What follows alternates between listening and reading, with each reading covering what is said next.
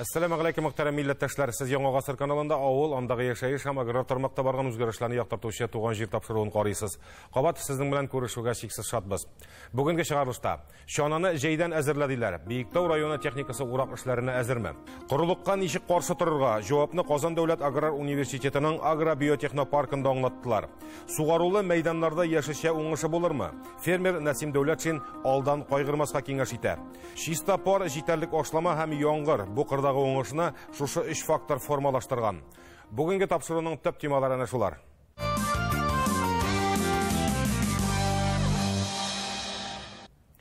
Синоптикларның күзәтүенә караганда быелгы эсселек 2010 елдагысыннан ким булмаган. Әнә шул анда-монда явып үткән яңгырлары гына хәлне бераз җиңеләйтте. Мондай һава шартларында игенчелек уңышын ничек итеп тотырыклы итәргә мөмкин? Галимнәр дистә еллар дәвамында әнә шул хакта баш вата. Төрле тәҗрибәләрдә үткәреп карыйлар. Узган атнаның җомгасында районнарның игенчелек өчен җаваплы вәкилләре Лаиш районына җыелды. Биредә Казан дәүләт аграр университетының тәҗрибә кырлары. Университет белгечләре агробиотехнопарк дип исем биргәннәр бу мәйданчыкка. 40 көнендә катнашучылар фән һәм җитештерү тәкъдим иткән орлык, ашлама, яңа төр технологияләр белән таныша алды. Шулай ук механизатор ярдәменнән башка гына хәрәкәт итә торган тракторны да күрсәттеләр. Булар хакында тулырак итеп хәбәрчеләребез сөйләр. Эшкәртмәй генә үстерсәң бер төрле нәтиҗә, эшкәртсәң гел икенче төрле. Аграр университет белгечләре язгы бодайны 5 кишәрлеккә бүлеп чәчкәннәр. Һәрберсе 2,5 гектар мәйданны били. 5-нә 5 төрле тәрбия усулы кулланылган. При этом изучались варианты, когда Беренче вариантта без үсемлекләрне борчага һәм шук үләннәренә каршы гына эшкәрттек. Икенчесендә буларга биопрепаратлар да куштык. Өченчесендә исә башак җибәргән вакытта да эшкәртеп алдык. 4нче схема көпшәләнү фазасында өстәмә яфрак чыгарсын дип препаратлар кертте. Ә инде 5нче вариант чәчкәннән бирле бөртек формалашуга кадәр бар кирәкле чараларны башкардык.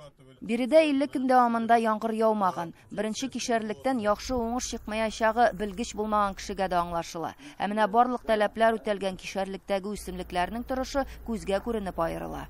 колосы 4 закладки в колоске. Такой аномальный год благодаря вот этим мероприятиям.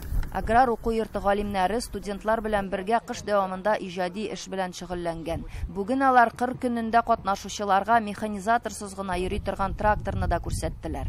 В первую очередь мы собрали систему для ручного управления ее. Бу трактор сукаланган басудан, буразнадан барырга тиеш. Без аны спутник элемтәсеннән бәйсез итеп эшләдек. Димәк, кулланучыга элемтә өчендә түлисе булмый. Ул үз-үзен җир шарында түгел, ә нәкъ менә шушы басуда, шушы буразнада табарга тиеш була. Проект эшләре февральдә гына башланды. Тракторны әле җиренә җиткереп бетерәсе бар, ди Рәис Сабиров. Киләчәккә исә планнары зурдан. Тракторны тагылма агрегатлар белән дә эшләтеп карау. Димәк, туфрак эшкәртү, чәчү дә механизаторсыз гына башкарылачак. Моның өчен кирәкле приборлар чит илләрдән сатып алына. Менә бу сканер. Ул басуны үзе аппараты кебек тикшереп чыга. Нинди туфрак, аны ничек эшкәртергә икәнлегендә әйтеп бирергә сәләтле ул. Тәҗрибә кырларында да, техник остаханәләрендә дә галимнәр белән бер рәттән студентлар һәм аспирантлар икмәк үстерү, үсемлекчелекнең нигезләрен өйрәнә. Шушындай площадканы булдыруның төп максатының берсе ул студентларга именно менә практик яктан һәм иң алдынгы технологияларны үз куллары белән тотып карап, эшләп, шуларга өйрәнеп, аларны дальше уже укып бетереп чыккач, хозяйстволарда куллану өчен ясалган площадка безнең. Менә бу кишәрлекләр университетның агроэкологик эзләнүләр үзәге тәҗрибә мәйданы. Алина Абрамова белән Родерик Диабанканы бодай бөртеге нигезендә биопрепаратта эшләп чыгарган. Икенче ел инде аны шушы кырларда сынап карыйлар. Бу индафитның өстенлеге шунда. Ул быел җыеп алынган бөртектә калып, киләчәк уңышларга да күчә. Аның белән авыруларга каршы торуда күчә. Менә күрәсез, кишәрлек башында бер генә эшкәрттек. Бодайның торышы бик яхшы түгел. Теге башында исә 3 тапкыр эшкәртүнең нәтиҗәсе күренеп тора. Үсемлекләр яшелрәк, биегрәк һәм куерак та. Иң мөһиме яңалыкның нәтиҗәсе бар. Мәсәлән, бер елда уңышны 700 килограммга арттыра алганнар. Гомумән, бүгенге авыл хуҗалыгы күргәзмәсендә барлык экспонатлар да корылык вакытында уңышка ирешү темасын яктырта. Монда бик кызык, бик матур, бик кирәкле, бик файдалы опыт бар куелган төрле компаниялар, безнең компания Август компаниясе, Бионовати компаниясе, КВС компаниясе. Монда төрле сортлар, төрле препаратлар, төрле культуралар белән эшләнгән, чәчелгән һәм үстерелгән делянкалар. Бүгенге елга карамастан, кырлык елы булса да, яңгырлар яумаса да, монда бүген күрсәтелгән ничек эшләргә, нинди сортлар белән, нинди препаратлар белән, нинди технологиялар белән эшләргә күрсәтелгән, бик кызык, бик кирәкле площадка. 40 көнендә катнашучыларга Татарстан өчен төп һәм традицион булмаган культураларны игү ысулларын күрсәттеләр. Һәр ысулның нәтиҗәсе аерыла. Университет галимнәре корылык елында уңышны югалтуларсыз җыеп алу юнәлешләрендә аңлатты.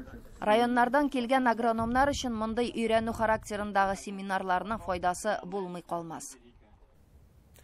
Тутырыксыз һава шартлары Татарстанның аграр тармагына ничек йогынты ясады? Бу атнада республиканың аграр министры туры эфирда килеп туган вазгыятькә шәрехләмә бирде.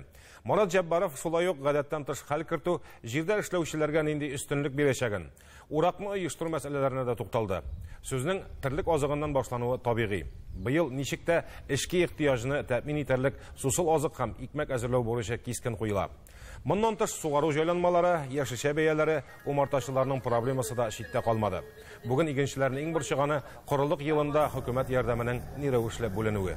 Республика вела режим ЧС. Республикада гадәттән тыш хәл игълан ителүен беләсез. Бу авыл хуҗалыгы җитештерүчесенә нәрсә бирә? Кемнең лизинг оешмасына, банкларга кредиты бар, түләүне кичектереп торырга мөмкин булачак. Банклар моның өчен пени исәпләргә штраф салырга тиеш түгел. Шәхси хуҗалыкларга каралган ярдәм турында да сүз барды. Аның өчен документлар тапшыруны да җиңеләйткәннәр быел. Мы с прошлого года совместно Министерство цифровизации нашей республики. Без узган елдан башлап цифрлаштыру министрлыгы белән берлектә минем субсидияларым дип исемләнгән программа булдырдык. Инде 3 районда документлар җыю, гаризалар бирү буенча аны тикшереп тә карарга өлгердек. Нәтиҗәләрен начар дип әйтмәс идем. Кәгазь тотып бер кая да йөрисе юк, бары тик салым бүлегеннән һәм хуҗалык китабыннан гына белешмә кирәк. Программа автомат рәвештә сорау җибәрә һәм кешегә бер кая да барырга кирәк булмаячак. Июль-августтан без әлеге акчаларны электрон рәвештә кабул итә башлыйбыз. Электрон вариант әлеге дәүләт ярдәмен алырга теләүчеләргә эшне күпкә җиңеләйтә. Кызыксынучылар бу әңгәмәнең тулы видео язмасын YouTube, Одноклассники һәм ВКонтакте сайтларыннан карый ала.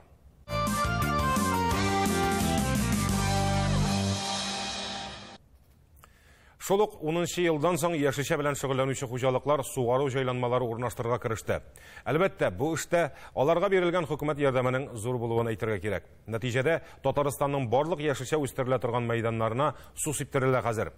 Соңгы вакытта кишер бәрәңгегә бәяләр сикергәч, халык пушаманга төште. Көзгә кадәр бәяләр шушы югарылыкта калса, нишләрбез диючеләр дә аз булмагандыр. Су сиптереп үстергән бәрәңгенең торышы ничек бүген? Уңыш булырга охшаганмы? Минзәле районында яшелчә үстерүче фермер Нәсим Дәүләтшин белән бәяләр хакында да сөйләштек. Җитештерүче сатып алучыларны тынычландырырлык фараз бирә алдымы? Анысын киләсе видеоязмада белерсез. Быел игеннәр иртә өлгерде, ә бәрәңге соңара. Бу вакытта инде тавык йомыркасының сарысы кадәрле бәрәңгеләр була иде. Фермер Нәсим Дәүләтшин 200 гектарга якын бәрәңгесен су сиптереп үстерә. Һәр төптә якынча 8-12 бәрәңге яралган, әмма алар акрын үсә быел. Табигать шартлары бар, үзенекен итте. Бер 15-20 көнгә былтырга караганда калышып киләбез. Бүген шушы хәтле урожай була дип әле теге шартларлык берни дә юк. Сабакка караганда инде, состояние әйбәт, җәм-җәшел. Уңыш гел булмас дип әйтеп булмый. Булыр Алла берсә. Амбарга кергәч санарбыз инде. Әлбәттә, су сибү мәшәкатьне арттыра. Чүбедә үсә, аңа каршы көрәшергә кирәк. Күрәсез, бәрәңгеләр аппак чәчәктә. Монда тәрбиянең зур булуын гади күз белән дә чамаларга мөмкин. Билгеле бер вакыт аралыгында үсемлекләрне тукландырып, авыруларга каршы эшкәртүнең нәтиҗәсе инде бу. 2-3 көн сибәбез. 5-6 көндә инде листовой дип атала инде, яфракка ошату бара инде. Төрле ниләр, витаминнар, ниләр, нәрсә җитмәй яфрактан карап, ученыйлар белән киңәшләшеп, армиядагы шикелле надо дигән закон белән яшәбез. Никто кроме нас. Авыл хуҗалыгында да. 2010 елда республикага икенче икмәкне Белоруссиядән кайтарырга туры килде. Быел андый адымга ук барып җитәрлек булмас диләр аграр министрлыкта. Ни дисәң дә, бәрәңге мәйданнарының барысы да сугарулы бүген. Менә безнең бүген 3800 гектар хуҗалыкларда һәм фермер хуҗалыкларында бәрәңге плантациялары, алар бөтенесе дә бүген сугаруда. Менә безнең алсак Казан астындагы Орша районындагы Кырлай хуҗалыгында 1000 гектардан артык бәрәңге бүген сугарыла. Шулак яшелчәләрдә 2000 гектардан артык безнең яшелчә, кәбестә, бәрәңге һәм кәбестә, кишер һәм башкалар, алар шулай ук сугаруда. Инде уңышына килгәндә, менә бу иссеш шартларда бәрәңген үстерү шулай җиңел түгел. Чөнки иссе вакытта 30 градусның үске ягында икән, бәрәңге үсүдән туктый.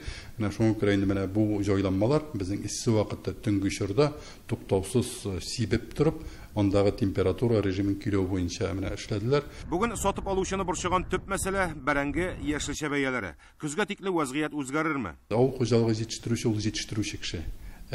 Безнең җитештергән хуҗалыктан инде кибет киштәсенә кадәр барган менә бу арадагыны кызганычка каршы аны җитештерүче дә килә алмый, министрлыкта килә бетә алмый. Менә ул шуңа күрә ул сорауга күпме бәя булыр дигән әйберне әйтеп булмый.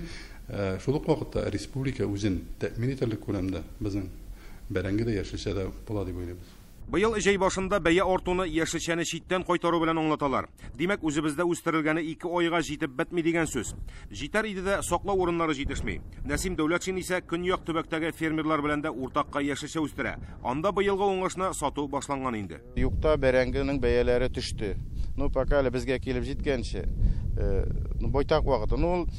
Үстерүчедән тормый бит. Бүген көндә менә сәүдә ныкталары бөтен бәяне тота. Аларга менә бүген көндә кыйбат бәя кирәк, аларны тота. Сентябрьләргә Алла берса төшердем мин, мондый бәяләр булмаячак. Менә Краснодарда бүген көндә уже 8-12 сумга төшкән. Астраханда пока 15 белә тора. Ул Волгоградларга якыная башлагач бар төшә инде. 10 ел белән чагыштырырлык 100% 10 ел түгел бит инде, в любом случае. Менә ул Татарстанда гына күпме фермер сугарыла торган мәйданнары бар, бәрәңгеләре бар.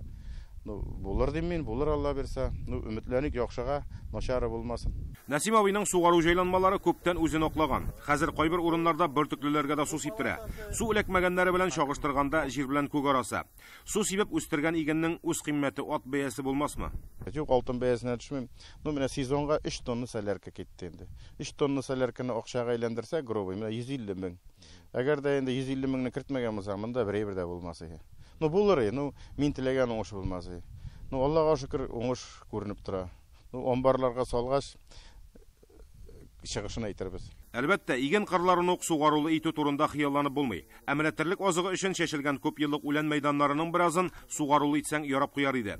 Әле мондый еллар кабатланмас дип берәү дә кистереп кенә әйтә алмый.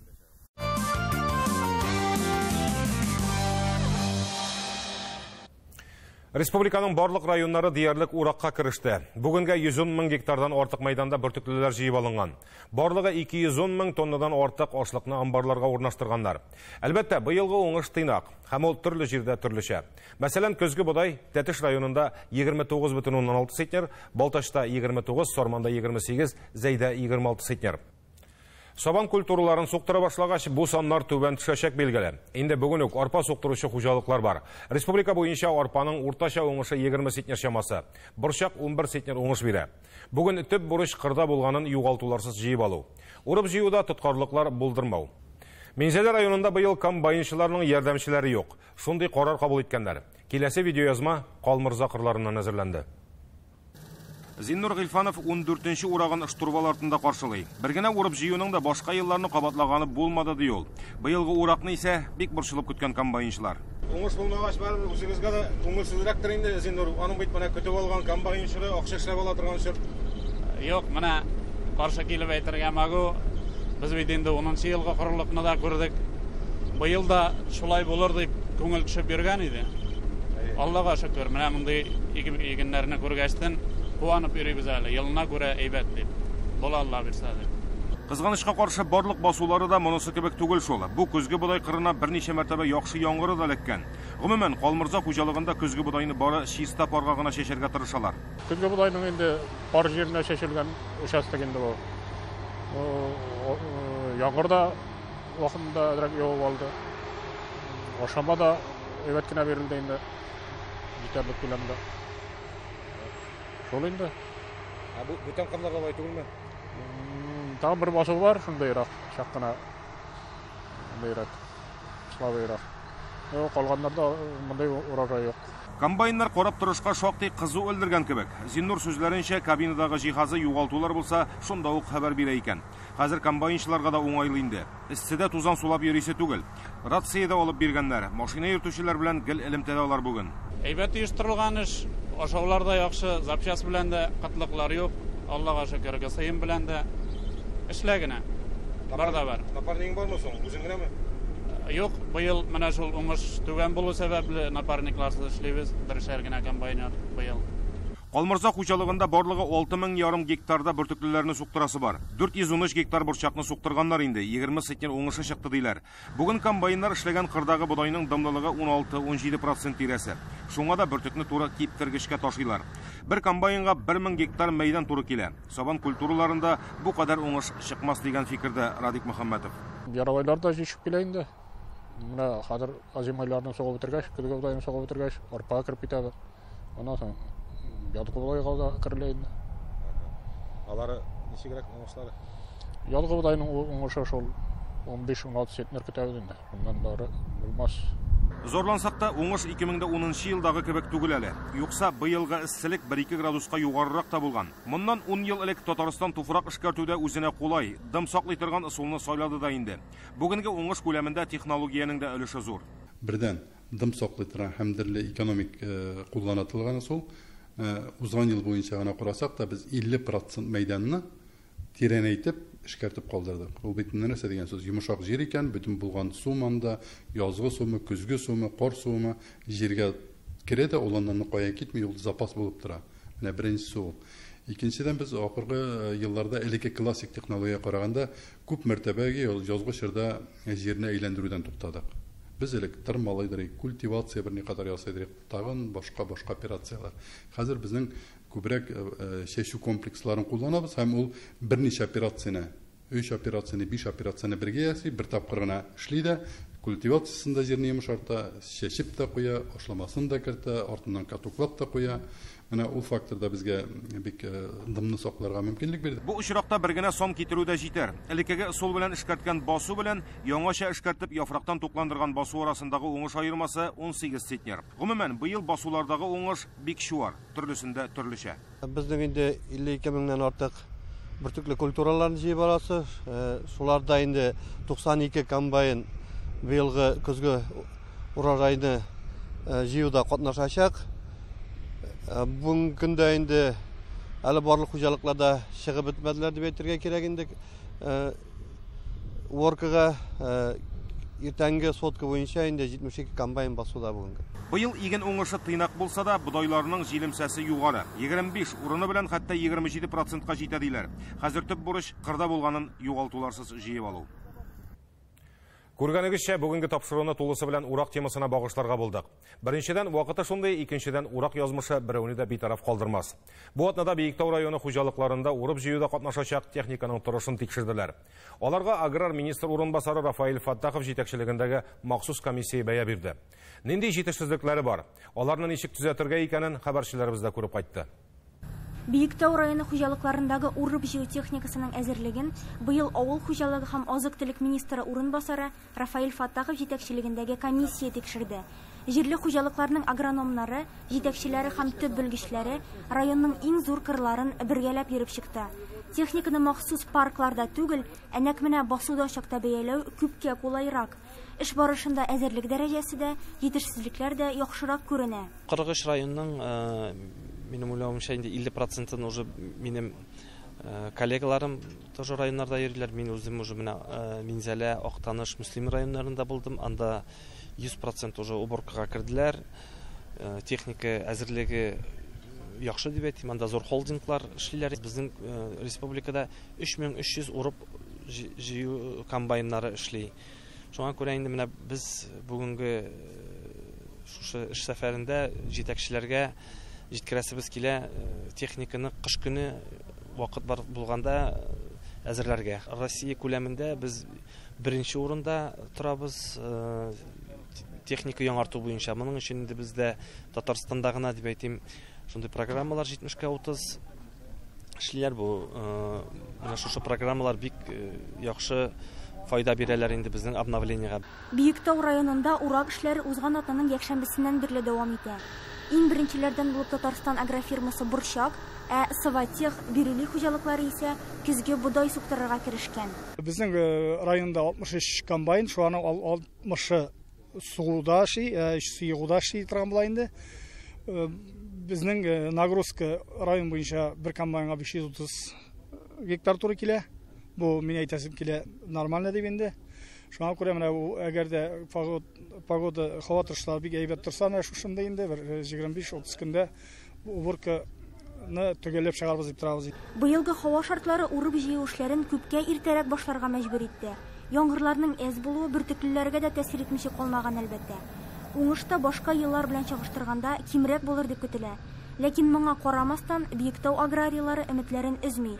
Югалтуларны булдыра алганча киметергә тырышалар. Пришла ранняя весна, потом снова похолодание. Быел яз иртә килде, соңыннан тагын салкынайтты. Яңгырлар урыны белән генә кайсы кырда яуды, кайсындадыр бөтенләй булмады. Безнең хуҗалык буенча май аенда явым төшем 29 мм тәшкил итсә, июньдә 16 гына мм ләкте. Әлбәттә, бу бик аз. Шуңа күрә яхшы кырларда, начар кырларда бар. Уңыш күләме кырларда бик нык аерыла. Беренче кырдан 20-25 центнер уңыш җыеп алдык әлегә. Барысы да кырның торышыннан, урыныннан тора. Шуңа күрә механизаторларның төп бурычы урып җыю эшләрен ярышмыйча, тыныч кына минималь югалтулар белән үткәрү. Хәзерге вакытта урып җыю эшләренә керешмәгән хуҗалыклар да бар әле. Аларның техник яктан әзерлекләре комиссияны тулысынча канәгать калдырды. Безнең техника әзер, менә бүген үк үзегез күрәсез чыгып китәргә әзер. Менә бу гына түгел инде, бу теге якларда да бар техника. Ну, основнойлар менә бу 4 комбайн, менә монда 2 жатка тора күрсәгез. КАМАЗ, тагын тегендә КАМАЗлар бар. Әзерлеккә әзер, но әле бүген генә без чыкмадык. Безнең әле өлгереп бетмәгән. Без планлыйбыз 1-2 көн, 3 көн эчендә башларга. Башта урып салуны инде, шуннан соң әзрәк кипкәч инде раздельный уборка дип атала, шуннан соң комбайнга чыгарга инде. Комиссия әгъзалары техниканың төзеклегеннән кала, запас частьләр белән тиешле дәрәҗәдә тәэмин итү, кырдагы комбайннарга техник ярдәм оештыру мәсьәләләренә дә зур игътибар бирделәр. Мисал өчен Хамдиев хуҗалыгында техника ватыла калса нишләргә икәнен яхшы беләләр. Выездной сварка инде бу. Васыдан Александр Дириләр иманы урына белән вазик алдык инде без. Проходимостан иде. Тракториста кирәкми, үзе сварщик, үзе водитель. Ләзәкәм тракториста булып бит алмый, шуңа күрә водительләр күп, любительский, бик җайлы. Быелгы урак эшләренә комбайнчылар да яхшы әзерлек белән керә. Шунысы сөендерә. Кырларда тәҗрибәле хезмәткәрләр белән бер рәттән яшьләр дә көч куя. Рамис Гыйльманов инде 8нче сезон Татарстан хуҗалыгында комбайнчы булып эшли. Кичкенә малаен да үзеннән калдырмый. Алыштыргысыз ярдәмчесен яшьтән үк техника серләренә төшендерә. Быелгы сезон айырыша авыр булырга шаптыра, убырк сезоны. Күрәсез, яңгырлар булмады, айдан артык. Менә әле күптән түгел генә явып китте. Шуңа күрә игеннәр бик кыска. Алып бетергә дә пычаклар бик әйбәт кисә торган кирәк инде. Тырышып, Алла бирсә башкарып чыгасы булыр инде. Комбайн 2нче сезон гына эшләде, яңа килеш утырган. Булай ремонт эше дә бик әлләнә сабмады. Бер кулда гына йөртсәң, нормаль гына эшләп була инде. Запчастьне буенча да быел артык запчасть тотылмады. Шуңа җайлап, ашыкмыйча карап эшләргә кирәк. Биектау районында эшче куллар да, техника да урып җыюга тулысынча әзер. Инде 2021 ел уңышын түкми-чәчми җыеп аласы гына кала. Туган җир тапшыруының бүгенге чыгарылышы тәмам. Аның чираттагысын рус телендә Гүзәл Хөсәйнова алып барачак. Ә без сезнең белән 30 июль кичендә очрашырбыз. Үзегезне борчыган сорауларыгызны WhatsApp номерына юлларга онытмагыз. Исәнлектә күрешергә язсын.